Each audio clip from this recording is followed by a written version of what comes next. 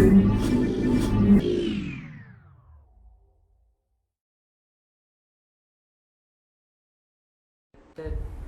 dun dun. Du. Berapa menit nanti video masuk.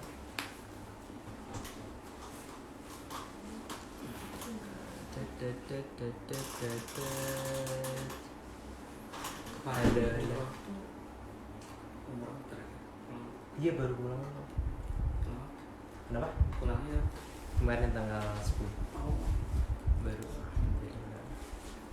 sama Orang tua.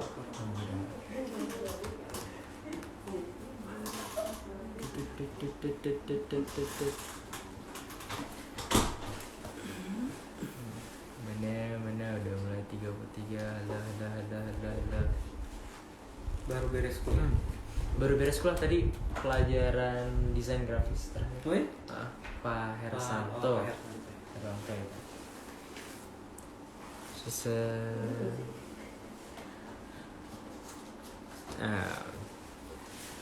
Halo semuanya, assalamualaikum warahmatullahi wabarakatuh. Waalaikumsalam. Jadi setelah kita 1 jam ke depan mungkin akan ngobrol-ngobrol. Jadi teman-teman di sini semuanya kita ngobrol secara enak aja gitu, nggak usah terlalu serius banget. Cuman yang penting ada hal yang bisa kita ambil dan manfaat nih teman-teman. Selamat siang semuanya. Aku Rizky dan ada temanku nih. Namanya siapa? Aziz. Bang Aziz gitu. Kita sama-sama anak komunikasi dan kita akan ngobrol seputar komunikasi 1 jam ke depan. Dan ada yang komen tadi siapa? Warteg yang buka jam segini. Waduh, warteg yang buka hati-hati nanti setengah bisa belok ya. Wartegnya masih pada tutup. Assalamualaikum Bang Fadi, waalaikumsalam. Jadi di sini aku pengen ngajak teman-teman untuk kita tuh saling bertukar pikiran gitu. Kita sharing session aja. Nanti teman-teman mau bertanya-tanya boleh seputar komunikasi, pentingnya komunikasi, ataupun ketika nanti teman-teman pengen belajar bikin konten nih gitu. Karena kebetulan kita berdua ini sama-sama anak komunikasi dan sesuai title yang kita lagi cantumin, penting gak sih belajar komunikasi gitu. Kak, tadi nggak puasa di warteg? Nggak. Siapa di mana itu? Nggak ada yang ngeliat. Oke, nah teman-teman kita langsung mulai aja. Kita bakal ngebahas tentang komunikasi. Nah, kebetulan aku lagi sama nih Mas Aziz. Mas Aziz ini adalah anak komunikasi penyiaran Islam juga. Cuma beda, aku di S1, Mas Aziz di S2. Tapi newbie sih. Tapi newbie. Baru Sama-sama newbie. Oh, baru semester 1 Bang? Iya. Tapi Masya Allah, ilmu komunikasinya beliau nih luar biasa gitu. Gak kebalik. Sama-sama. Kita sharing-sharing tuh ya Bang. Kalau misalkan menurut Bang Aziz tuh kira-kira tuh kenapa sih kita harus penting belajar komunikasi dalam kehidupan ini? Iya. Menurut saya sih ya komunikasi itu kan memang keseharian kita. Iya, keseharian. Sebagai makhluk sosial gitu. Kenapa pentingnya belajar ilmu komunikasi? Satu, tentunya kalau saya sih nangkapnya gini, ketika kita sebagai makhluk sosial tentunya untuk menggapai satu kesuksesan, entah apapun itu definisi kesuksesannya, tentunya salah satu yang kata kunci yang bisa kita ambil adalah bagaimana caranya kita bisa berkomunikasi sama orang atau menjalin hubungan sama Interaksi orang. ya. Iya. Untuk menjalin hubungan komunikasi sama orang tentunya lewat apa? Ya, Lewat komunikasi kan? gitu. Ya makanya itulah penting ya, seenggaknya itu salah satu definisi pentingnya kita kenapa kita harus belajar komunikasi. Siapapun kita, entahkah kita sebagai seorang pelajar, sebagai seorang influencer tentunya, apalagi itu ilmu komunikasi itu ya penting banget gitu. Jadi itu dasar. Walaupun misalkan kita bukan orang komunikasi seperti kayak kita, misalkan ada yang kebanyakan ada yang dari mana nih? Coba absen dulu. Dari mana? Coba teman-teman semuanya absen dulu. Kalian tuh BTW sekolah, kerja, atau masih SMP? Atau udah nikah? Atau kalian tuh dulu ngambil jurusan apa di kuliah atau apa gitu? Ya. Tapi sebelum kita lanjut, tiba-tiba udah ada yang nanya aja nih Bang. Kita boleh lihat pertanyaannya? Nah, mana tadi? Oke, tadi mana sih? Nah, Kak Fadil, ini mewakilkan Kak Fadil dan Kak Aziz ya. Tutor cara agar semangat nambah ilmu gimana Kak? Kebetulan Iya, karena iya. kita nggak bahas tentang apa namanya lagi sharing tentang komunikasi, pas banget. Kita lagi ngebahas tentang ilmu komunikasi. Kalau dari Mas Aziz dulu deh, Apa? cara kita tuh apa namanya tadi semangat menuntut ilmu bang. Semangat menuntut ilmu. Apakah kita harus punya goals dulu nih biar kita semangat atau udah kita kayak jalan aja? Kalau saya sih lebih menentukan why kenapa kita harus melakukan itu ya. Aha. Nah, jadi tentuin dulu sebenarnya, bukan tentuin dulu sih. Memang cari alasan yang paling tepat Yes. untuk melakukan sesuatu. Karena tanpa alasan biasanya akan agak sedikit sulit Iya. kita untuk bisa menggapai gitu misalkan. Kalau saya biasanya alasan yang paling contoh misalkan kenapa saya S1 kemudian mau melanjutkan S2, S2. itu salah satu alasannya adalah dulu pernah janji sama almarhum ibu bahwa kebetulan baru 2 tahun ditinggal ibu pas 2 tahun di tanggal 2 Ramadan kemarin. Jadi beliau menyampaikan bahwa yang paling terpenting adalah kamu menuntut ilmu dulu aja gitu. Ilmu itu nanti adalah harta yang paling besar yang kan nanti kamu bawa di kehidupan maupun juga kematian gitu. Nah itu alasan itulah kenapa saya pengen kayak ya udah kalau kayak gitu yang paling terpenting adalah kenapa kayak semacam kenapa saya pengen melanjutkan kuliah ya salah satunya adalah buat itu menambah ilmu ya. buat menambah ilmu. Jadi alasan tentunya kalau dalam Islam tuh inama amal niat ya. Jadi kalau niatnya udah benar maka akan benar. Jalannya ada aja gitu ya. Gitu. Kalau saya sih jauh lebih why kenapa kamu mau ngelakuin itu yang paling terpenting. Baru setelah itu step-step berikutnya akan ikutin gitu. Ada apa namanya langkah berikutnya gitu. Tapi dulu Mas Aziz pas di S1 ngambil komunikasi. itu jadi nanti cerita sih sebenarnya S1 nggak ngambil komunikasi. Jauh banget. Apa? IT saya programmer. IT? Iya. Wow. Yang notabene tuh biasanya nih bang, kalau orang IT tuh kayak dia tuh introvert. Nah itu pendiam. jadi justru dulu saya mengidentifikasi introvert karena paling males ketemu orang sama ngumpul-ngumpul bukan ketemu orang ya. Paling males ngumpul banyak orang gitu. Kayak energi tuh langsung sedot gitu. Nah itu identifikasi ternyata gue introvert ya gitu. Tapi lama kelamaan ternyata ketika masuk mendalami sebenarnya nggak masalah sebenarnya coding dan lain sebagainya, cuman kok bete juga ya gitu sendirian di balik layar gitu. Makanya lama kelamaan terutama ketika terjun di dunia humas gitu ya. Baru kerasa tuh pentingnya apa komunikasi itu. Kayaknya ternyata gue senang juga ya ngomong di depan umum gitu loh. Tapi memang di satu sisi mungkin Rizky sendiri mungkin ya itu ketika pas ngobrol di acara gitu bisa rame. Tapi kalau misalkan ya ada kalanya juga. Ada kalanya juga gitu butuh ya. sendiri gitu. Kita nggak terus-terusan harus apa namanya menampilkan rame-rame terus gitu. Maksudnya kalau misalnya kita lagi butuh sendiri ya kita perlu juga gitu buat tenangin diri dan hati dan sebagainya gitu. Oke, kita lanjut pertanyaan berikutnya nih. Teman-teman tadi ada yang nanya, mana ya? Kak, aku guru PAUD. Komunikasi itu juga bisa digunakan untuk berbicara dengan anak yang autis ya. Bagaimana kita menanggapi dan mengajarkannya? Kebetulan karena aku belum pernah ada pengalaman di komunikasi tentang apa namanya menyampaikan kepada orang tersebut, jadi kalau aku belum bisa jawab nih teman-teman. Tapi kalau misalkan Mas Aziz udah tahu mungkin gimana nih Mas Aziz untuk apa namanya berbicara kepada orang-orang yang seperti itu, notabene. Belum punya pengalaman juga sih. Berpengalaman juga ya? yang saya tahu ya kalau autis dia punya dunianya sendiri. Paling kita dan itu beda-beda gitu. Ada beda-beda triknya khusus gitu ya. Jadi maksudnya autis itu juga ada berbeda-beda. Tapi kalau misalkan ada yang lebih tahu juga boleh dikoreksi. Boleh banget komen teman-teman. Komen. Setahu aku kalau misalkan di anak autis, kita juga harus pelajari dulu dia autisnya lebih ke arah Autisnya lebih kemana gitu. Jadi pendekatannya pun setiap yang autis berbeda gitu, nggak semuanya sama ya. Ada misalnya yang saya tahu gitu teman saudara gitu itu dia autisnya kalau dia ngedengar suara kencang. Jadi dan lebih kayak semacam dia kurang fokus. Apalagi kalau misalnya ada distract suara aja gitu dia udah mulai gak fokus. Nah berarti solusinya adalah kita jauhkan dia dari suara-suara gitu ya. gitu. Kayak gitu sih bikinnya. Gitu Kak Frinda. Itu menurut apa namanya pengalaman Mas Aziz lah gitu, atau pengetahuan yang sudah diketahui. Nah, kita baca lagi komen. Kak, gimana seorang konselor tapi dia introvert? Lantas bagaimana cara konselor itu berkomunikasi? Berat banget ya. Berat banget ya.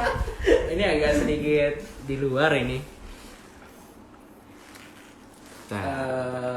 Banyak banget yang berat nanti. Iya. Kayaknya butuh orang nanti. Butuh ya? orang, tenang. Nanti kalau misalkan udah sedikit berat-berat, tenang. Aku bakal panggil orang yang emang khusus di bidangnya. Cuman kita masih ngobrol santai-santai dulu, tipis-tipis dulu.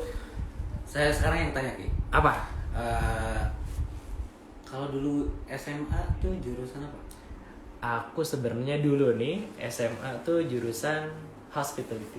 Oke, hospitality. Karena aku suka bahasa Inggris, jadi kayak aku mempelajari apa namanya pariwisata itu dengan mendalami bahasa Inggris. Terus menurut kamu komunikasi itu pentingnya kayak gini? Penting banget, karena kalau misalnya kita nggak bisa berkomunikasi itu kayak susah dapat teman. Kalau menurut gue gitu ya. Betul. Soalnya kalau misalnya kita pandai berkomunikasi, karena menurutku ya komunikasi itu bukan sekedar cuma berbicara, tapi ada seni di dalamnya. Kayak misalkan nih orang-orang yang sales atau marketing, dia tuh punya cara khusus buat mendapati customer kan, nggak cuma sekedar ngomong produknya tapi nggak ada triknya. Nah, aku nanggepin ya kenapa penting banget buat berkomunikasi, karena kalau kita berkomunikasi dengan baik itu bakal banyak dapat teman sih, dan bisa dapat apa namanya pandangan yang bagus gitu dari orang-orang besar contohnya gitu. Kita dapat kayak positive value gitu. Dan akhirnya aku memutuskan untuk berkomunikasi. Tipikalnya introvert atau extrovert? Aku belum pernah ngetes sih, cuman aku kayak ngerasa tuh ada di tengah-tengah. Ada di tengah-tengah. Oke, pilih mall apa gunung? Mall sih. Kamu berarti sukanya yang rame-rame ya? Kalau saya jujur, karena dulu anak pencinta alam waktu Oke, pencinta alam. Jadi hobinya hiking gitu. Hiking. Dan itu ketika pas recharge-nya itu ketika pas di gunung. Ke gunung, Kalau misalkan kita diajak ke mall, itu kayak bener-bener drop langsung. Langsung puyeng gitu. Itu salah satu mungkin ya. Jadi teman-teman nggak usah khawatir juga. Sebenarnya kalau toh kita orang introvert seperti yang mungkin karakter saya tadinya akhirnya pengen jadi seorang programmer gitu. Dan itu sudah kesampaian sebenarnya. Jadi apa itu? Gak kebaca. Salam kenal Universitas Latansa. Halo, salam kenal. Salam kenal. Terima kasih banyak Kak, sama-sama. Kak, tips dong agar komunikasi lancar. Saya kan mahasiswa jurusan pendidikan, sebagai calon guru, biar bicaranya nggak belibet itu gimana? Robi Sodri. Nah, Gimana? kalau menurutku semua yang kita bicarakan tuh tergantung apa yang ada di pikiran kita sih. Karena contoh misalkan aku mau presentasi nih suatu mata kuliah. Kalau misalkan aku belum bisa memahami pengetahuan dalam si makalah itu aku bakal susah, bakal belibet-libet. Tapi kalau misalkan kita udah memahami ilmu yang kita pengen ngobrol, itu tanpa kita tuh konsep ngomong kayak gini ya, itu udah otomatis itu keluar sendiri dari output mulut kita gitu. Iya. Tentunya kalau misalkan komunikasi gitu, apa yang kita omongin tentunya gambaran dari isi kepala kita. Yes, ya. Jadi betul. satu tipsnya ya tentunya kalau kita mau ngomong ya tentunya kita harus banyak baca. Nggak mungkin enggak kita pengen ngomongin sesuatu tapi kita nggak ngerti dan nggak paham apa yang akan kita omongin gitu ya. Jadi itu sih penting. Baca gitu sebenarnya. Nggak cuma hanya buku ya, buku kan sekarang namanya jarang ya. Orang terakhir tuh perpustakaan kapan? Kayak 3 minggu yang lalu deh Bang. 3 minggu yang lalu. Iya. Kalau saya nggak tahu, pokoknya sekarang kan ada banyak sosial media, ada banyak YouTube dan lain sebagainya, kita bisa belajar dari banyak hal dari tentunya. online lah ya. Yang penting kita belajar gitu, tentunya itu satu. Kemudian tadi setelah belajar pahami apa yang konteks apa yang akan kita sampaikan ke siapa tadi? Ke calon, Ke Putri namanya. Calon guru. Supaya nggak belibet. Yes. Tentunya tadi konteks yang akan kita sampaikan itu dua apa, kemudian pelajari apa yang akan kita sampaikan dengan cara tadi baca, kalau enggak nonton gitu ya. Kalau misalkan kamu mau menyampaikan materi terkait dengan apa ya, kalau ini ngajarnya di mana sih? Dia mau jadi guru, berarti dia ngambil jurusan pendidikan, berarti udah kuliah. Misalkan mau ngajar ngajar apa ya Putri? Mau ngajar tentang biologi ya tentunya belajar biologi dulu, belajar apa yang kita pelajari. Yes. Tapi memang biasanya emang yang paling enak itu belajar ketika kita mau ngajarin lagi, bener ya? Karena betul. kita udah tahu target apa yang pengen kita sampaikan ya. Yes. Nah, itu pelajari dulu. Terus setelah pelajari dulu biasanya tulis sih kalau saya. Iya, tulis biasanya Mas. Jadi habis baca itu ketika kita pengen nyampein sesuatu ditulis biar ingat gitu ya. Tapi bukan untuk dihafal, tapi untuk supaya alur ceritanya, alur pembahasannya itu ada. Kalau mungkin kalau buku kayak daftar isi kali Bang ya. Hanya nulis lebih ke naratif aja gitu, ditulis gitu. Kemudian habis itu baru buat poin per poin kalau saya sih gitu. Poin per poin. Baik. Gitu Kak Putri. Nah, nextnya ya. Aku pengen bentar. Aku tadi pengen lihat teman-teman ada yang bertanya, teman tadi udah kelewat ke belakang gitu. Wait.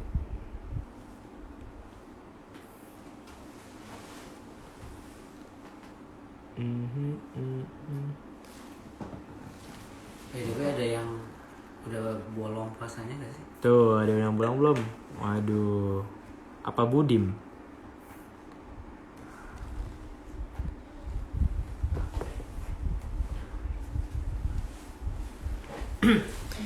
Ada pertanyaan lagi nih Mas Aziz dari Kak Ana _Mansur. Kak, gimana caranya agar ngomong sama orang atau menjelaskan sesuatu nggak cepet-cepet? Kadang orang itu suka nggak paham karena aku tuh ngomongnya terlalu cepet Kak. Iya sih, aku pernah ngedengar salah satu mungkin guru waktu di SMA itu ngomongnya tuh kayak nge-rap Bang. Jadi kayak ngebahasnya tuh aku bingung, tapi kadang-kadang ada yang paham, kadang-kadang nggak ada yang paham gitu. Jadi mungkin ini Mas Aziz. Nah, ini Mas Aziz nih lebih berpengalaman guys kalau misalkan perihal ini. Ya sebenarnya latihan sih. Tipsnya contohnya gini. Kamu rekam aja. Siapa namanya tadi? Tadi namanya Mansur. Oh, Mansur. Mansur ini nama asli apa nama marga kayaknya? Kalau saya tipsnya direkam. Jadi rekam dulu apa yang coba kita ngomong gitu. Kalau misalkan di dalam rekaman itu temponya terlalu cepat, kita belajar untuk perlambat gitu. Jadi kemudian rekam lagi dan itu latihan terus menerus. Kalau public speaking itu nampaknya jam terbang sih ya. Jam terbang. Jadi di antara kita mungkin juga ada fasenya ketika pas ngisi tampil gitu, ada nggak? Pernah nggak ngisi? Ada. Pertama kali mungkin kemudian pas kita lihat lagi kita sendiri kayak juga malu gitu. Kok dulu gue begini ngomongnya gitu. Tapi kalau kita nggak ngelakuin proses itu, kita bakal bisa di titik sekarang gitu. Itu makanya jam terbang tuh penting ya Mas. Penting banget. Ya dicoba aja dulu. Karena masing-masing kita juga nggak harus tahu semuanya gitu. Contoh misalkan saya ketika pas disuruh untuk ngisi acara di anak TK gitu, kita juga akhirnya karena kita nggak menguasai gimana caranya komunikasi sama anak-anak, biasanya awalnya jadi garing, jadi gimana dulu kerasa gitu. Iya, dulu pernah juga kayak gitu. Pernah juga. Jadi ceritanya diundang ke majelis di Yasmin itu di PAUD. Kayak bukan PAUD, apa namanya, TPA ya. TPA. Nah, disampaikan bahwa anak-anak yang ada itu, yang hadir itu audiensnya itu anak-anak SD SMP. SD SMP. Ya udah buat topik sesuai sama SD SMP ya gitu. Terus ketika pas datang lah, kok anak-anak kecil ya. Ya pas kita buka materi, kayaknya ini keberatan udah langsung kayak udah gar-gar kepala, udah pusing ya. Iya. Nah, jadi kalau kita misalkan mau ngobrol tuh sama anak SD, SMP, SMA itu beda. Apa namanya, metodenya beda. Kita ngomong sama misalkan nih, aku misalkan ngisi terus audiensnya rata-rata emak-emak nih, beda juga tuh ngomongnya. Yeah. Kita harus pinter-pinter ngebuat suasana yang bikin mama tuh ada tanya jawab, ada interaksi, nggak cuma monoton kayak udah materi aja tuh. Sama ketika kita ngobrol sama bapak-bapak juga gitu. Kita harus bisa pinter bikin jokes bapak-bapak. Oke, kebetulan tadi ada yang nanya perihal komunikasi secara lebih dalam ya. Aku kayaknya mau ngundang seseorang deh yang kira-kira tuh bisa ngejawab, ngebantu kita untuk ngejawab pertanyaan yang tadi teman-teman pertanyakan kepada kita semuanya. Tadi siapa nih? Oke. Invite, kita invite. Kayaknya ini kenal deh. Cocok sih, beliau adalah Halo. Prodi dari Halo. komunikasi. Assalamualaikum. Assalamualaikum. Waalaikumsalam. Jadi Sehat, ini Bu? nih, sehat, alhamdulillah. Ketemu orang-orang keren nih aku. Kedengeran nggak suara aku? Kedengaran. Agak Oke. mungkin agak kencangan, Bu. Oh iya. Oke. Bu, tadi selalu Puasa banyak nggak? yang Puasa nggak? tanya Puasa nih. nggak nih? Pada puasa nggak nih? Hah? Pada puasa nggak nih? Puasa, Bu. Alhamdulillah. Wah juga, Harus Bu. ya. Cuman tadi ada godaan, Bu, ada yang mau ke warteg, Bu, yang Waduh. komen. Bahaya itu. Hati-hati tuh. Baru 5 hari, masih panjang perjalanan. 25 hari lagi. Jangan ngaku anak muda ya kalau nggak kuat puasa. Oh, anak muda kalau nggak kuat. Bu, tadi banyak yang sinyalnya kayaknya, Bu. Sinyal Banyak yang jelek ya? tanya, tapi itu berat banget buat terkait dengan komunikasi tadi. Satu topik pentingnya apa pentingnya ilmu komunikasi kita pelajari begitu, Bu. Menurut Ibu kenapa, Bu? Ilmu komunikasi itu penting begitu. Oke. Ini apa? Ini pertanyaannya sebenarnya mudah untuk dijawab, tapi bisa menjadi sulit dipahami. Kenapa ilmu komunikasi itu penting untuk kita pelajari? Sadar atau nggak sadar, sejak kita lahir aja kita udah belajar komunikasi, ya kan? Tapi itu kan secara praktek ya, ibu kita ngajarin kita bahasa pertama kita adalah mama, ayah, atau makan, mau, ibu lah. Kalimat yang paling sederhana kita ingat itu adalah ibu. Nah, cuman belajar komunikasi yang dimaksud ini yang mana nih? Komunikasi cara ngomong, komunikasi untuk kita berinteraksi sosial, atau berkomunikasi untuk kita ngebujuk orang biar beli barang. Ini macam-macam ya kan komunikasinya. Beda ya, Bu ya? Komunikasi juga kan itu kan. Tuh. Tapi secara teori yang namanya komunikasi itu ada 3 unsur di dalamnya. Komunikasi pasti ada komunikator, ada orang yang mau nyampein pesannya, terus ada orang yang menerima pesannya, tapi di antaranya itu ada sesuatu. Sampai pesannya itu diterima kan ada sesuatu, apa itu? Media. Iya. Ini kayak kita kan, aku di mana, kamu di mana, ketemunya di layar kaca. Medianya apa? Instagram. Gitu kan. Nah, itu kan sebenarnya kita sudah paham, apalagi sekarang di era sekarang semua orang pasti tuh gunakan media baru ini sebagai alat dia berkomunikasi. Apalagi pada saat-saat Covid itu di rumah aja bisa menghasilkan fulus kan kita kan. Itu komunikasi juga kan. Dari komunikasi menghasilkan fulus. Kadang-kadang aku suka mikir juga enak juga kali ya Covid-nya bisa tetap ada duit, nggak perlu keluar rumah. Kalau udah kalau begini kan kita udah selesai Covid kan kita harus komunikasinya harus face to face kan. Kayaknya kalau dulu kan komunikasi secara tradisional dulu kita pahamnya kalau kita berkomunikasi dengan orang harus face to face, harus ketemu secara langsung gitu. Tapi kalau sekarang di 5.0 nih udah nggak itu lagi. Esensi komunikasi itu sudah lebih dalam. Kita bisa ketemu orang di mana aja, kapan aja, meeting aja lewat handphone aja kelar tuh urusan. Langsung transfer gitu kan. Langsung transfer. Beda ya kalau yang ngebahas itu emang pakarnya ada ujungnya gitu. Coba kan ingat nggak sih kalau di SPBU tuh suka ada orang yang jualan apa di kresek, Bu beli Bu ini air minum, kita masih 10 lagi nih target. Aku kalau isi bensin kan suka ada ya di SPBU tuh ada orang yang nawarin makanan atau minuman, tapi dia tuh sales gitu, kayak nawarin barangnya, dia berusaha pakaiannya rapi, terus dia bawa produk, terus dia nawarin kita biar ngebujuk kita biar beli tuh produknya dia. Nah itu kan komunikasi juga kan, komunikasi tujuannya apa?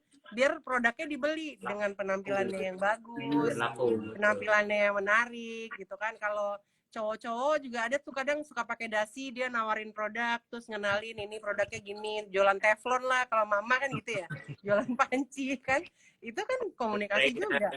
Coba kalau dia nggak di briefing sama bosnya untuk memasarkan produk teflonnya, orang belum tentu mau beli kan. Nah begitu juga dengan yang lainnya, sama juga saat kita belajar komunikasi tadi, ibu kita memahamkan kita setiap hari kita ketemu dia dari pagi sampai malam. Jadi si baby ini hafal kalau dia ketemu fisik ini, ngedengar suara ini itu adalah mama. Dengan terbata-bata dia akan bilang mama. Itu kalimat pertama dia. Media belajarnya apa? Media belajarnya adalah sentuhan, eye contact, ibu memandang, kan ibu menyentuh dia, terus ibu ngobrol sama dia. Terus akhirnya apa? Terjadilah komunikasi secara interpersonal antara anak dengan ibu sampai akhirnya dia tahu mama, nggak panggil ibu loh, kalimat yang pertama tuh mama gitu kan kalau baby kan. Nah gitu, ini belum pada punya baby kali ya, jadi aku bicara terlalu tinggi.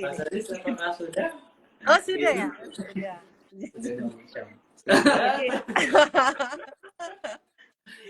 Gitu. Nah, basically komunikasi gitu. Terus sama juga kayak kita belajar komunikasi.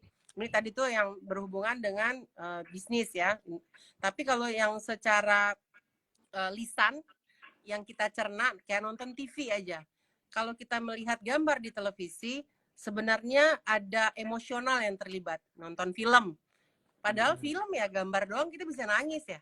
Kan kenapa sih itu proses komunikasinya gimana sih itu sebenarnya kok bisa penonton jadi keluar air mata pada saat dia melihat adegan itu? Ada apa sebenarnya?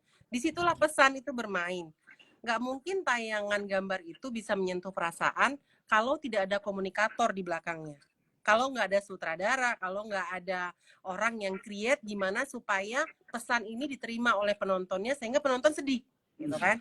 Nah itu tahapan-tahapan komunikasi yang sebenarnya kita nggak pernah terpikir cara bikin filmnya gimana ya? Kok kita bisa sedih ya? Padahal film doang loh, gitu kan? Ada emosional yang bisa membawa kita seolah-olah kita berada di dalam si film itu. Kayak misalnya kejadian tsunami Aceh difilmin, pas kita nonton kita sedih, atau kejadian-kejadian yang lain gitu pas apa sih film Alif Lam Mim, pernah nonton nggak sih film itu? Alif Lam Mim kayak pernah. Udah lama 2015 2015 apa tahun berapa gitu ya filmnya. Paling hafalan surat Elisa tuh. Itu ini tuh tsunami itu kan. Iya, kayak film Alif Lam Mim itu dia menceritakan 30 tahun kemudian Indonesia itu bakal jadi apa gitu. Nah, dia ceritain tentang teroris, dia ceritain tentang pekerjaan seorang jurnalis, terus dia ceritain tentang seorang intelijen itu kerjanya apa. Dikolaborasikan tuh dalam satu tayangan sehingga orang punya sudut pandang yang berbeda-beda. Dari tayangan si Alif Lam Mim itu ternyata ada orang Islam itu nggak semua teroris, orang Islam itu ada yang teroris, pejabat negara itu bisa juga berkhianat, seorang badan intelijen itu bisa melakukan kesalahan juga, seorang jurnalis itu dia bisa bohong, seorang jurnalis itu dia bisa independen atau dia berusaha untuk menampilkan informasi yang sesuai fakta. Nah itu banyak cerita-cerita yang memang ditampilkan. Kalau dia tidak meng-create komunikasi itu dengan baik, film itu tidak akan tergambar seperti pesan yang diskenariokan oleh sutradaranya. Gitu guys, gitu guys. Ibu kan tadi langsung ceritanya langsung berbobot gitu. Tapi sebelumnya kenalin dulu dong Bu, siapa Ibu? Oh iya ya, tak kenal sama kata sayang ya nanti ya. Iya. Kenal sayang. Aku Dewi ya, Dewi Anggraini. Aku kenalannya dari mana dulu ya ini ya? Aku dari panjang sih, ya singkat aja ya. Aku tuh dulu jurnalis. Jadi ceritanya aku tuh jadi jurnalis lama, 16 tahun ya. 16 tahun apa 18 tahun gitu dah. Jadi ceritanya kenal Islam bro. Hijrah lah, pakai kerudung lah kita kan. Gitu ceritanya. Ya. Jadi pas sudah pakai kerudung itu kan agak-agak idealis ya. Kan baru pakai kerudung pengennya yang kayak Islami gitu lah ya kan. Diledekin sama teman-teman jurnalis, apaan sih lo pakai kerudung, ribet banget dah. Teman-teman pada ngeledekin dulu pertama pakai kerudung, ditarik-tarikin kerudung. Iya, orang jarang banget kan teman-teman jurnalis yang pakai, ada yang pakai kerudung tapi rata-rata tuh susah mereka untuk bisa Islami itu susah lah. Nah, itu tantangannya di situ, challenge-nya di situ. Terus akhirnya aku berpikir, wah kayaknya aku mesti pensiun nih. waktu itu aku lagi S3 di Malaysia ya, lagi di sekolah di Universitas Bangsaan. Aku dapat Islamnya di situ tuh, kenal Islam yang seru dah pokoknya waktu itu ya. Jadi setelah aku pakai kerudung itu, akhirnya aku mutusin mau belajar Islam serius. Nah, pas aku belajar Islam serius itu tantangannya sangat berat ya. Masih sebagai seorang jurnalis, teman-teman pada ya kita pas liputan itu kan teman-teman media pekerjaannya kalau outdoor itu kan nggak bisa dihindari dengan teman-teman laki-laki perempuan ngumpul, kalau lagi nongkrong semuanya nongkrong, terus asap rokok di mana-mana. Jadi aku udah kayak ibu peri dah tuh dikelilingi asap kan, terbang-terbang dah aku. Terus akhirnya pas beres S3 aku kayaknya nggak benar nih, aku harus melahirkan wartawan nih, kataku kan gitu ceritanya. Ya akhirnya aku tuh memutuskan untuk mengajar. Sekarang aku mengajar, pulang ke Indonesia setelah beres S3, aku pulang ke Indonesia mengajar di Universitas Ibnu Khaldun. Sekarang aku di program studi komunikasi dan penyiaran Islam di Magister Komunikasi dan Penyiaran Islam. Itu singkatnya. Nanti lebih lanjut mari kita komunikasikan setelah kita bertemu fisik nanti ya. Oke. Kita harus ketemu. BTW Bu Dewi itu dosen saya di iya. Waduh. Bocorin nih. Apa yang belum sampaikan, jadi sebenarnya kayak kuliah. Tiba-tiba nongol ternyata dosennya Mas Ajis. Oke. Bu, saya pengen tanya nih, kan orang kenalnya komunikasi itu komunikasi umum ya, ada jurusan komunikasi gitu. Nah, kalau di UIK kan kayak Rizky masuk ke jurusan komunikasi dan penyiaran Islam. Apa yang membedakan komunikasi biasa dan komunikasi Islam? Kemudian kan justru malah orang lain ngelihatnya, kok belajar harus komunikasi Islam gitu. Jadi malah terlalu sempit kata mereka kalau kita harus belajar komunikasi. Masa komunikasinya Islam doang gitu ya? Masa komunikasinya Islam doang gitu kan? Islam doang yang dikomunikasikan. Nah, menurut Ibu gimana itu, Bu? Oke, ini pertanyaan yang aku pertama kali tanya begitu aku masuk UIK loh. Ditanya. Kayaknya kita semua sih, Bu. secara kayaknya background saya, background Rizky juga dan beda Ibu, semua, beda. Semuanya nggak ada yang punya background langsung pesantren nggak sih kamu? Aku belum. Aku cuma ngikut guru Habib. Apalagi? Ya sama. Aku nggak pesantren guys, aku nggak pesantren. Aku bukan orang pesantren, beneran deh. Tapi ternyata begitu aku masuk UIK, aku kayak vibe-nya itu, oh ternyata belajar komunikasi itu harus mengenal Islam dulu. Kalau aku terbalik ya, aku belajar komunikasi dulu, baru aku kenal Islamnya kan. Tapi harusnya nih, aku kenal Islam dulu harusnya, jadi baru matching tuh. Tapi nggak apa-apa, ini kan proses ya. Setelah aku masuk UIK, aku kaget-kaget, oh ada ya jurusan komunikasi penyiaran Islam. Yang dalam pikiran aku tuh apply mengajar di UIK itu memang belajar komunikasi umum, bukan belajar komunikasi Islam. Nah awalnya gitu kan. Karena kan aku lihat subjek-subjek yang diajarkan juga itu umum kan, misalnya kayak belajar jurnalistik. Aku ngajar jurnalistik, ngajar produksi siaran, ngajar penulisan berita, semuanya yang berhubungan dengan jurnalistik lah mata kuliah aku ya. Nah, ternyata anak-anak di UIK itu dia dibekali dulu basic ya, semester 1-2 itu mereka dibekali dulu dengan nilai-nilai Islamnya, belajar kayak fikih, akidah. Nah, itu kelebihan mereka ya. Jadi begitu mereka masuk ke mata pelajaran jurnalistik, RPS materi pembelajaran yang disiapkan itu, silabus yang disiapkan itu harus meletakkan unsur Islam di dalam setiap pembelajarannya. Jadi mau nggak mau aku creating silabus baru dong. Tadinya kan aku yang memang itu RPS-nya memang semuanya umum. Begitu aku masuk UIK, aku masukkanlah unsur-unsur Islam itu ke dalam silabus yang aku susun gitu. Nah akhirnya baru ya.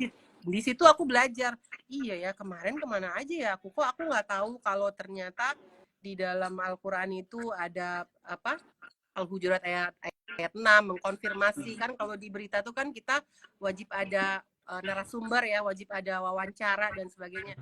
Nah ternyata tuh di Islam udah duluan Quran kali daripada teori media yang aku pelajari gitu kan. Iya. Ribuan tahun sebelumnya kan Quran udah ada gitu. Nah di situ aku sadar, ya Allah aku kemana aja selama ini, astagfirullahaladzim, kataku. Nah disitulah aku akhirnya berproses gitu guys. Coba dari sisi ibu nih. Oke. Kalau dari sisi Rizky, Apa tuh? kenapa dari kan senang komunikasi, tapi kenapa ngambil komunikasi penyiaran Islam? Biar ada Islamnya kayak. Oh, iya. Kalau aku jadi waktu 2020 atau 2021 gitu. Mana? Pas banget tuh di 2020 atau 2021 itu aku dapat kayak ketukan hati, Bang. Ketukan hati. Jadi kayak something hidayah gitu. Oke. Ya kayaknya you have to learn more deep about Islam gitu. Kayak harus lebih dalam belajar tentang Islam. Kenapa? Karena kalau misalnya kita mengaku agama kita Islam, tapi kita tuh nggak tahu sebenarnya tuh agama kita Islam itu seperti apa gitu. Apa cuman agamanya itu cuman ikutkan orang tua atau di KTP, alhasil kita nggak punya tujuan yang jelas gitu. Apalagi kan bukan duduk di bangku pesantren nih. Akhirnya ya udahlah, setelah dari situ aku memutuskan karena pengen lanjut ke perguruan tinggi, yaitu di universitas. Kalau aku masuk di komunikasi biasa aja, kayaknya udah terlaksana nih di jurusan hospitality gitu. Oke, udah ngobrol atau komunikasi. Oh, jadi ada matchingnya ya? Ada matchingnya gitu. Dan karena kayaknya aku ngambil challenge baru deh, yaitu ada komunikasi penyiaran Islam. Dan waktu itu sebenarnya masih agak jarang tuh jurusan yang diminati waktu itu pas aku mau daftar. Tapi ternyata kayak pengen nyoba hal baru, hasil alhamdulillah kerasa perubahannya, perbedaannya yang ada di dalam diri itu, terutama semenjak aku duduk di bangku semester 4, aku dapat banyak hal dari komunikasi penyiaran Islam, terutama di UIK ini. Dan kesulitan dari itu enggak. Kemudian ada belajar apa sih yang dipelajari? Pelajaran itu banyak. Dari semester 1 tuh kita udah belajar tentang apa namanya, ada jurnalis, ada PR. Kebetulan apa namanya ini dosennya juga waktu itu. Cuman semester dulu gitu, semester 2.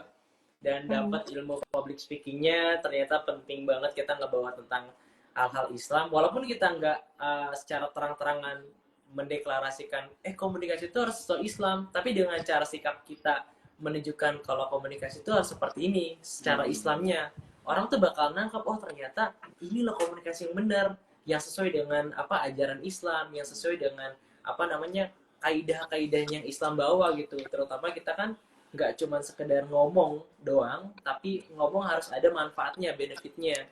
Jadi biar semuanya tuh apa yang keluar dari lisan kita bisa diterima dengan baik oleh orang-orang yang mendengarkannya gitu, dan semoga bisa bermanfaat, nggak cuman apa namanya tong kosong nyaring bunyinya gitu. Jadi itu sih alasan singkat aku kenapa bisa ngambil komunikasi penyiaran Islam. Kalau saya, Nah gimana? Gimana dari IT loh, ini dari IT. Kalau saya lebih ke Kebutuhan deh kayaknya, kebutuhan.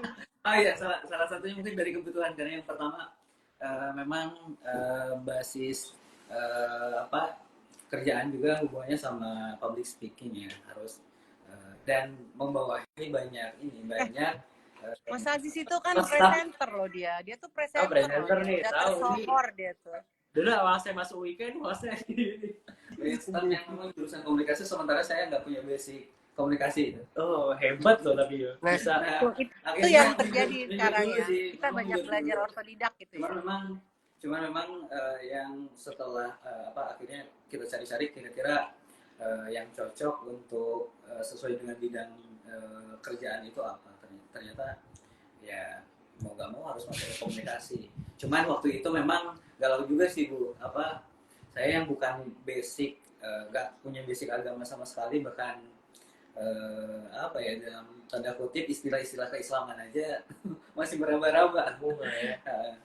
Awalnya kayaknya bisa gak sih ngikutin di jurusan itu, ternyata enak-enak juga sih, alhamdulillah. Justru malah tadi ada insight baru, kemudian ada value baru yang kita dapetin, walaupun kadang minder juga gitu melihat teman-teman yang lain dari basicnya pesantren, tapi kita bisa belajar ya, kita bisa ngikutin. Kemudian ya lagi-lagi gitu, kalau misalkan melanjutin S2 itu nggak seseram dengan apa yang orang lain gambarin sih ya.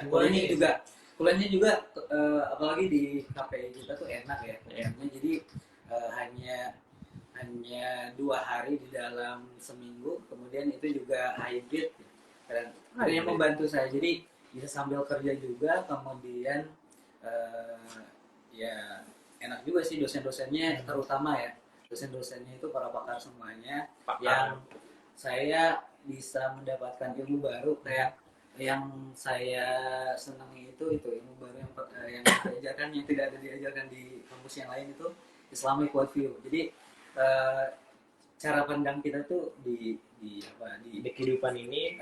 Jadi Islamic worldview itu adalah bagaimana mindset kita di restart ke cara pandang Islam. Wah, itu luar biasa sih sebenarnya. Kan berusaha buat berpikir kritis juga kan.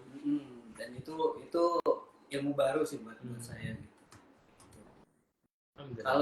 Kalau teman-teman yang ada di sini coba tanya, kalau misalkan nanti yang kuliah, yang sekolah, yang mau kuliah, mau masuk jurusan apa sih? Nah, coba komen. Atau yang S1 mau lanjut kemana gitu? Atau udah ada pikiran gitu, mau lanjut kemana? Tapi tahu nggak kalian apa bedanya belajar S1 sama S2 di KPI? Coba. Kalau saya dulu ya, karena pernah S1. Ya. Kalau S1 lebih ke praktikal sih. Jadi kita teori itu kalau nggak salah 70-30 ya. 70. Ya. 70-nya itu praktik ya. Praktik, 30 itu teori. Tapi kalau di S1 itu yang awalnya tuh keteteran banget juga, Bu. Jadi apa tuh? Jadi dengan waktu terbatas, kadang kan harus sama kerja, bentrok ya. Sama kerja, apalagi kalau misalnya orang yang udah married itu harus iya sih. Punya anak kecil, harus masa kecil gitu misalnya.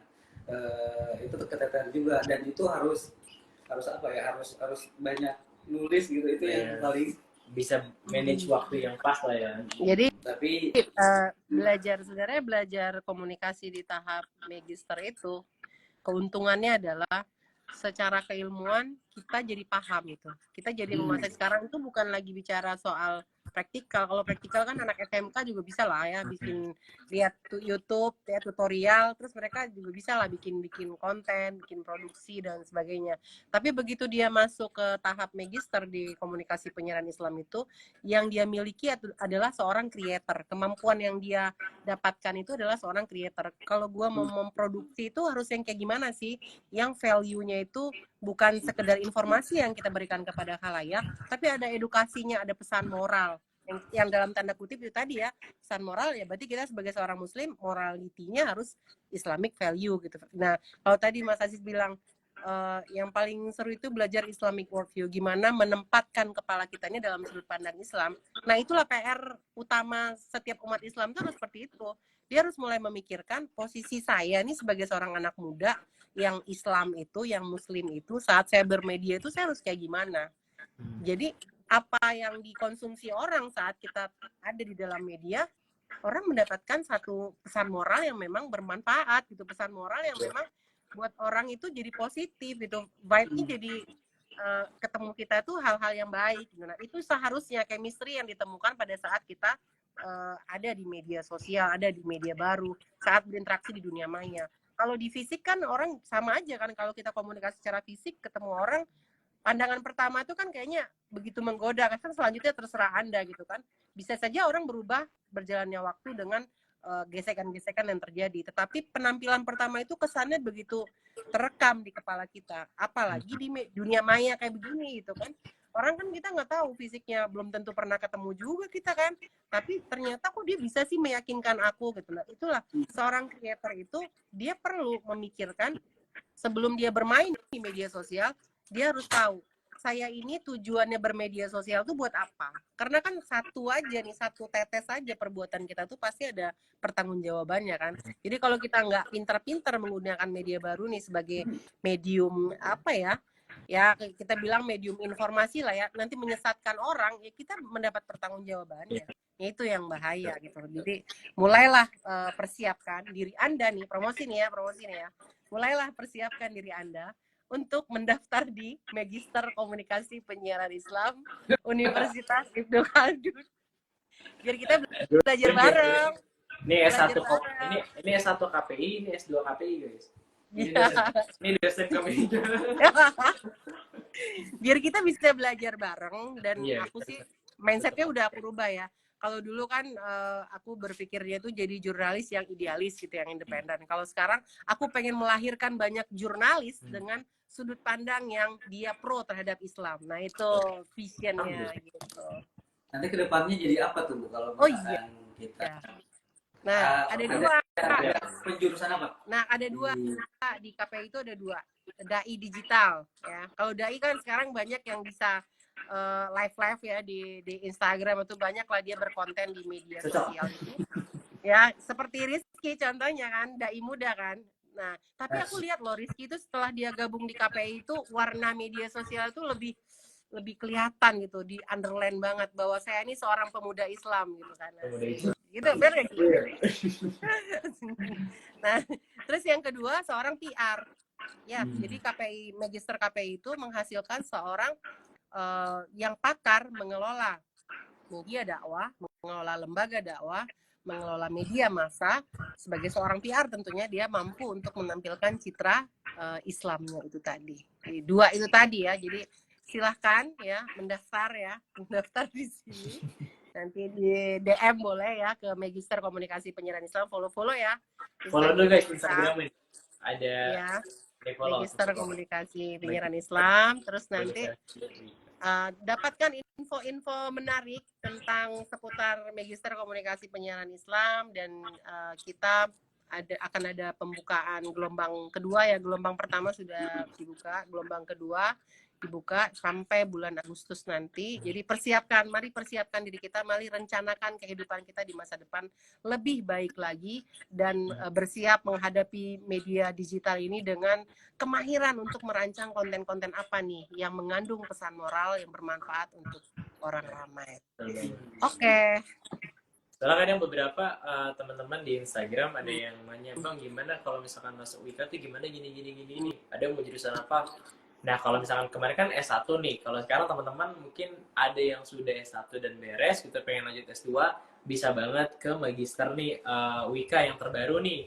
Semoga teman-teman tuh bisa dapat wawasan yang lebih luas gitu. Dan salah satu contohnya siapa yang udah masuk ke S2-nya, ini di sebelah kanan saya ada Mas Aziz yang sedang menimba ilmu di S2 KPI WIKA gitu. Kalau aku masih S1 nih teman-teman, masih single bukan jomblo gitu. Ada fast track nggak sih kalau dari S1 KPI ke S2-nya? Gimana? Ada fast track nggak sih?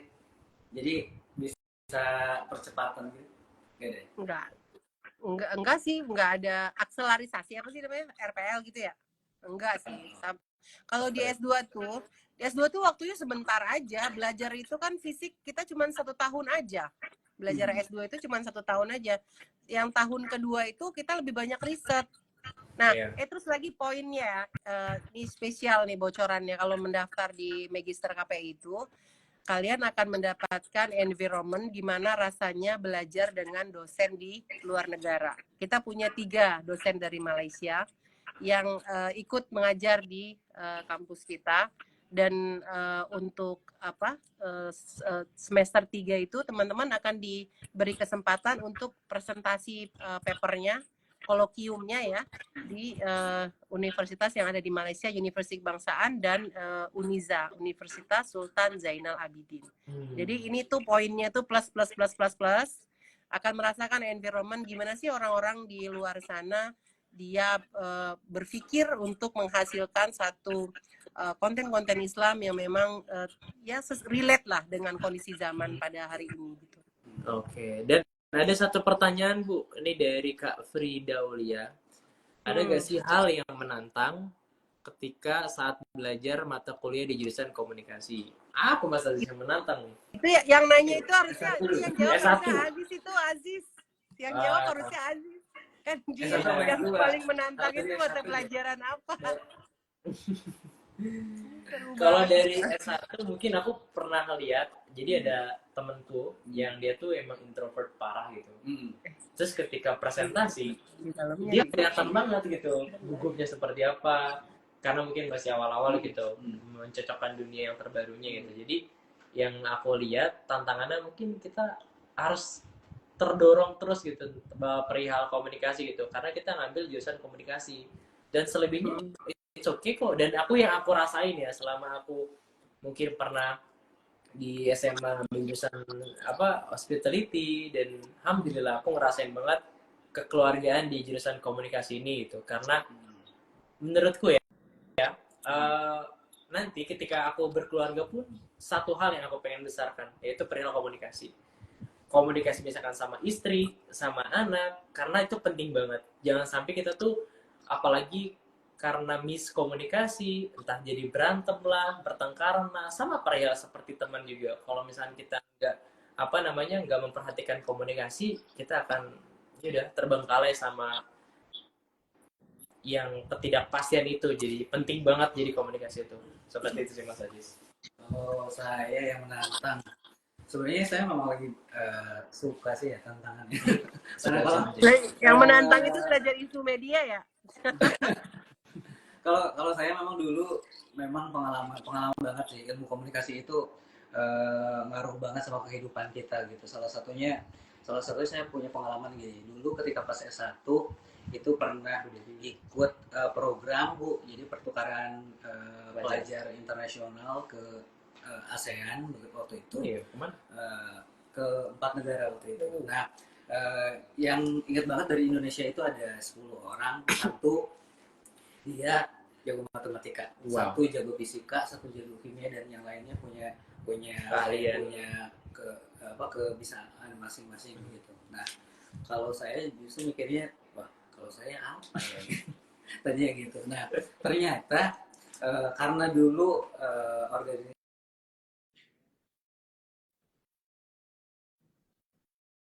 udah biasa negosiasi gitu ya. Nah, akhirnya ternyata justru ilmu itulah yang mengantarkan saya dipilih menjadi leadernya. Jadi kemudian kita semuanya dikasih proyek tuh dari seluruh negara termasuk Indonesia dikasih proyek, dan mereka walaupun dia jago matematika, walaupun jago fisika, tapi ketika dia sulit untuk meyakinkan orang bahwa hasil karyanya bagus, akan sulit diterima. Tapi ternyata walaupun kita gak ngerti apa-apa dari proyekan itu, kemudian kita belajar untuk bagaimana cara meyakinkan orang dan menyampaikannya, ternyata justru yang dipilih adalah kita gitu. Tektokannya tuh jadi itu awalannya kenapa saya jadi berpikir kenapa nggak belajar ilmu komunikasi, dan alhamdulillahnya tuh Allah memberikan kesempatan untuk bisa S2. Dan tantangannya kalau kuliah di S2 KPI sendiri sih bagi saya, karena memang ada basically-nya Islam, jadi harus belajar dulu istilah-istilah Islam dulu. Jadi ketika dosen menerangkan misalkan satu perkataan yang punya misalkan pakai bahasa Arab atau bahasa Arab, jadi mencerna tuh. Tanya dulu nih maksud istilah itu tuh apa ya. Nah, tapi itu asik sih sebenarnya. Jadi ilmu baru, insight baru yang tadinya nggak didapat dari sebelumnya gitu ya. Betul. Masya Allah. Alhamdulillah. Gitu teman-teman. Jadi sharing-sharing kita hari ini dari Mas Ajis, terus dari Bu Dewi juga, dari aku juga. Intinya kita teruslah belajar gitu. Jangan pernah bosan buat belajar, jangan pernah bosan mencoba hal baru. Jadi teruslah belajar. Mas Ajis gimana nih? Kesimpulan penutupan. Iya. Kalau saya sih kalau melihat kondisi saat ini ya teman-teman sekalian, yang akan akan nanti sukses itu bukan lagi cuma orang yang pintar, bukan lagi cuma orang yang paham banyak hal gitu, tapi lebih kepada networking. Dia yang punya jaringan relasi kayak tadi, pertemanan yang luas begitu. Kemudian yang dia menguasai informasi. Dari kedua hal tadi, networking sama penguasaan informasi, itu ya didapetin ya di komunikasi ya. Dan yang paling penting itu yang terakhir apa ya? Bukan informasi tadi yang tadi Rizky bilang itu, mau punya keinginan untuk belajar, punya keinginan untuk belajar. Itu penting banget. Ya kayak misalnya kayak komunikasi ini kan perlu belajar juga. Kita kan sering kalinya kita ortodidak ya, belajar komunikasi kan ortodidak. Dari mana-mana sumber Kita ambil, terus akhirnya kita copy paste dan kita coba kayak orang itu ngomong gitu kan. Tapi sebenarnya itu belajar komunikasi itu perlu duduk di kelas juga guys, beneran deh. Perlu duduk di kelas juga. Kayak misalnya komunikasi politik ya, itu kan di KPI kan juga belajar ya komunikasi politik. Dan ternyata di Islam itu udah lebih duluan bagaimana Rasulullah mengajarkan berpolitik itu diajarkan dalam Islam sebenarnya. Dan itu kita kemana aja selama ini gitu. Nah di KPI kita belajar itu. Komunikasi politik kan kita belajar secara teori umum gitu ya. Kemarin-kemarin tuh di Februari kita heboh tuh pemilu ya. Nah, kalau kita punya ilmu di komunikasi politik, setidaknya kita tahu bagaimana menyikapi isu yang ada. Bagaimana menyikapi informasi yang carut-marut di media itu, dan kita harus apa? Mengedukasi masyarakat biar calm down gitu, biar nggak rusuh gitu. Nah, itu sebenarnya peran kita di situ gitu. Jadi kalau di KPI bukan belajar komunikasi politik saja ya, plusnya kan kalau di umum kan kita belajar komunikasi politik, tapi value Islamnya itu juga masuk gitu. Jadi kita bisa balance. Gitu. Oke teman-teman, jadi itu perbincangan kita siang ini menemani waktu kalian di siang hari inilah gitu sambil kalau ngabuburit iya apa nih ya ngabuburit harus ini ya, harus follow akun kita ya Instagram ya. Follow teman-teman, pemaksaan follow akun Magister kalau UIK. mau nanya-nanya tentang pendaftaran di Magister Komunikasi Penyiaran Islam boleh DM ya, boleh nanti kita juga nanya-nanya komunikasi langsung juga ke akun Magister boleh banget. Nanti akan banyak ya diskusi interaktif lainnya, masih kita akan terus buat dengan berbagai tema. Sekarang temanya umum dulu, komunikasi ya, biar tahu dulu what you know, communication itu apa sih sebenarnya gitu kan. Nanti kita masuk dengan tema-tema yang lain, dengan tamu-tamu yang lebih keren-keren juga dari. Udah bawa pendaftaran Bu? Iya, betul. Minggu depan ada, Sabtu depan. Tuh, udah dibuka, langsung aja kepoin. Follow dulu akun kita biar dapat informasinya ya. Klik di atas nih ada. Iya benar. Terima kasih Bu Dewi itu kata Frida. Sama-sama, Mas Aziz, makasih. Sukses sekolahnya. Visabilillah apa jomblo visabilillah ya kamu ya, kalau Rizky ya? Asik jomblo visabilillah. Berarti kalau sama dibangun siapa? Dibangun Mas Rangkul. Alarm bener. Oke, pamit ya. Assalamualaikum. Waalaikumsalam. Makasih Bu Dewi.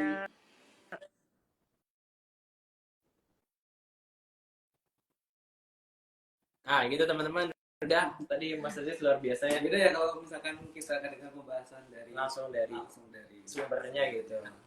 Kita jadi dapat jawaban yang sesuai dengan kontraknya gitu. Thank you Mas Aziz sudah nemenin ngobrol nih bareng teman-teman semua di sini. Semoga bisa diambil manfaatnya, walaupun tadi nggak lama-lama banget, tapi semoga ada yang bisa dipetik manfaatnya buat teman-teman semuanya di sini. Barakallahu fiik. Assalamualaikum warahmatullahi wabarakatuh. Dadah.